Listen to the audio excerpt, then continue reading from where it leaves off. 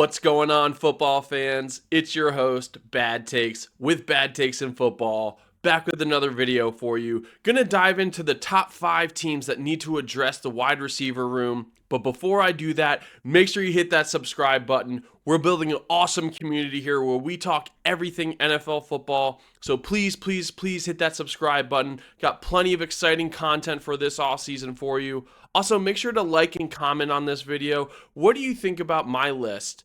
Do you think there's another team that should be on there? Let's dive into today's video. I've been doing a series of position groups that need to be addressed within the NFL and keeping it to a top 5 list. So today we're going to be going over the wide receiver room.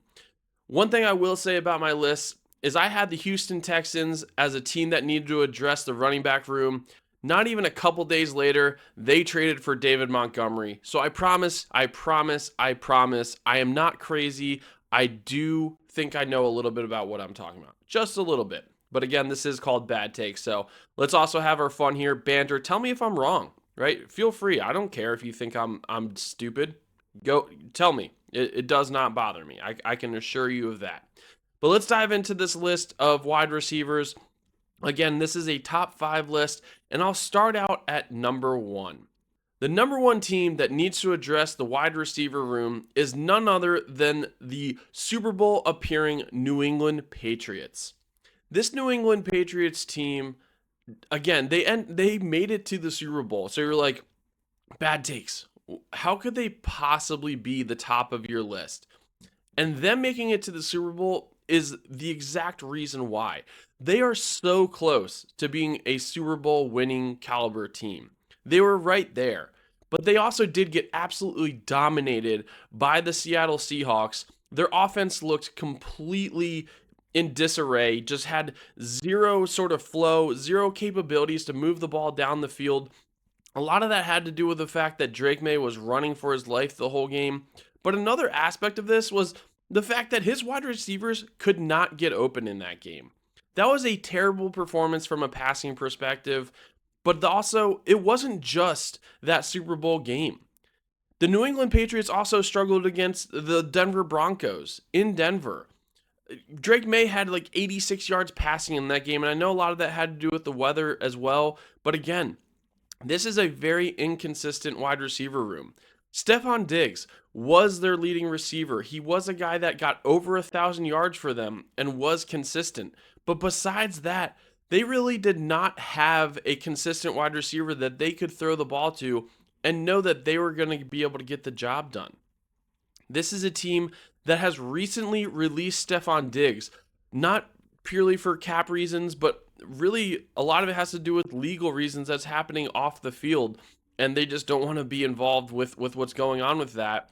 And so, yes, Stephon Diggs, he is a free agent right now, which means that this New England Patriots, their top receiver right now, in my opinion, would be Demario Douglas, right? Pop Douglas, as they call him. And even he was super inconsistent, especially at the beginning of the year last year for the New England Patriots. That is why, for me, they are the number 1 team that needs to address this room. DJ Moore recently got traded from the Chicago Bears to the Buffalo Bills. That is a player that I think New England would have loved to have had. And to me, this is a situation where, luckily for them, this is a very deep wide receiver draft class. You can get a quality receiver in this draft class, and I'm sure I'll talk more about this, all the way late into the 3rd round. But there's also going to be some free agents out there that are available. And so for me, I really do believe that the New England Patriots should be very aggressive when it comes to the wide receiver market, whether, again, it's in free agency or in the draft. The number 2 team I have on my list is the Tennessee Titans. The Tennessee Titans last year drafted a quarterback number 1 overall in Cam Ward, and he showed flashes. He showed he has the ability to be that guy. But the biggest challenge was the fact that he had a terrible wide receiving room. Calvin Ridley was his number 1 wide receiver. And I think in most places, besides the teams that are on this list, Calvin Ridley wouldn't even have been a number 1 or even a number 2 wide receiver pretty much on any other team in the NFL. And so for me, again, When you bring in a quarterback like a Cam Ward, you need to surround him with weapons. You need to be able to give him targets. And right now, he just does not have any viable ones. And so the Titans, to me, are a team that should 100% be focusing on that wide receiver room. I expect them to be involved, whether it's in free agency or in the draft, very heavily. I wouldn't be surprised if we saw them picking up like 2 wide receivers this offseason that are expected to make a direct impact this season.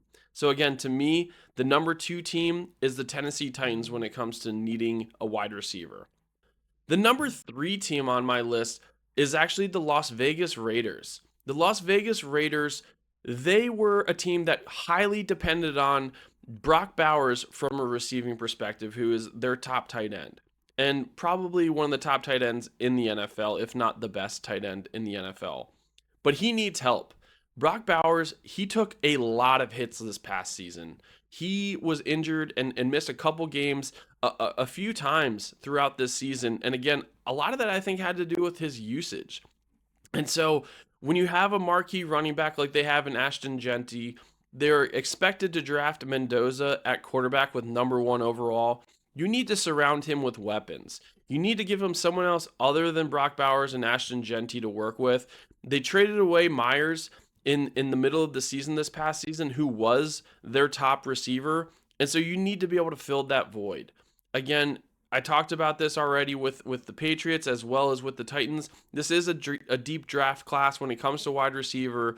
And also I expect there to be some availability when it comes to trades or just free agency overall.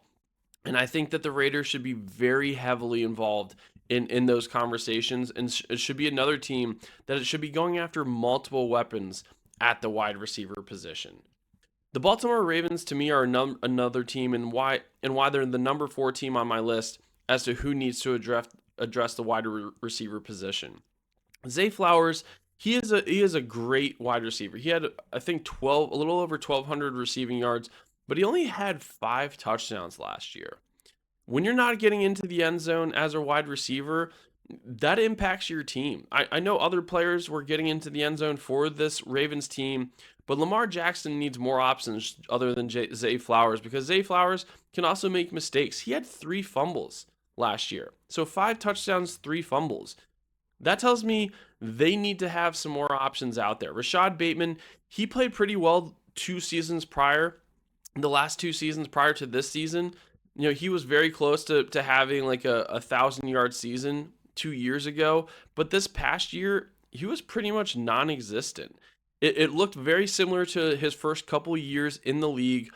I think a little bit had to do with the fact that there's more tape on him. I know he was dealing with some nagging injuries as well. But to me, he just wasn't what the Ravens need.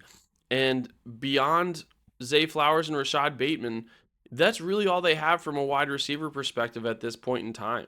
The next top leading receiver for the Baltimore Ravens last year, and I'm not including tight ends, right? So it would have been Mark Andrews, but it was DeAndre Hopkins, and he had a little bit over 300 yards. So you had Zay Flowers, who had over 1,200 yards, and then their second receiver had a little bit over 300 yards. That is way too much of a disparity. Talk about a defense being able to predict what you're going to be doing. This is why you need multiple weapons out there. Lamar Jackson, I'm sure, is telling them he needs to have more weapons out there as well to Jesse Minter, who's their new head coach. I'm expecting Declan Doyle to also believe the same thing, coming from Chicago, where he had 3 very solid receivers this past year. I do expect this Baltimore Ravens team to be very heavily focused on the wide receiver position. The last team I have on my list that needs to address the wide receiver position, and I'm probably going to get a lot of flack for this because I know those San Francisco 49ers fans weren't happy about what I said about about the running back room, I should say. But to me, they are a team that needs to address not only the running back room, like I talked about in my previous video, but they need to address this wide receiver room as well. They probably have one of the most unique, just weird, distasteful situations I've ever seen when it comes to a wide receiver in my history of being an NFL football fan. And I'm talking about Brandon Ayuk and his refusal to come back to the San Francisco 49ers and play for them. This is a guy that got paid by the 49ers. They let Deebo Samuel walk, and they paid Brandon Ayuk. and he refuses to even come into the facility. He doesn't even talk to the team. At this point in time, he's just a non existent human being when it comes to the San Francisco 49ers, which led Christian McCaffrey to be their top receiver. Christian McCaffrey had a little bit over 900 yards on their season from a receiving perspective. Besides Christian McCaffrey, their top wide receiver, right? So, receivers, the position I'm talking about, their top wide receiver had 643 yards. And I'm talking about Jawan Jennings. Ricky Pearsall, a first round pick they had 2 years ago, who unfortunately got shot before his rookie season even started. He was able to play last year a little bit, but this past season he had a bunch of injuries again. Ricky Pearsall only played in 9 games last year. This is a guy they have to very heavily depend on, and availability is the best ability. That is such a real thing, especially in the NFL. And so they cannot count on him being that guy. And you also can't expect Christian McCaffrey to continuously carry this team from a running perspective as well as a passing perspective. He's getting up there in age, and he has dealt with some serious injuries throughout his career. And so to me, you cannot keep expecting him to be able to do everything because he truly is this entire offense. And so if they're able to address this receiving position, make them even more dynamic, this San Francisco 49ers team could be really scary next year. They could be the best team in the NFC if they address some of these weapons issues and don't have nearly the amount of injuries that they've dealt with in the past. And so that is why the San Francisco 49ers come in at number 5 for me. So let's review this list before I sign off. The number 1 team on my list is the New England Patriots. That is followed by the Tennessee Titans. And then you have the Las Vegas Raiders at number 3, the Baltimore Ravens at number 4, and then you have the San Francisco 49ers as the 5th team that needs to address the wide receiver position going into this next season. What do you think about my list? Am I absolutely crazy? Tell me if I'm wrong. That's it for me today. Thank you again for watching. This is Bad Takes with Bad Takes in Football, signing out.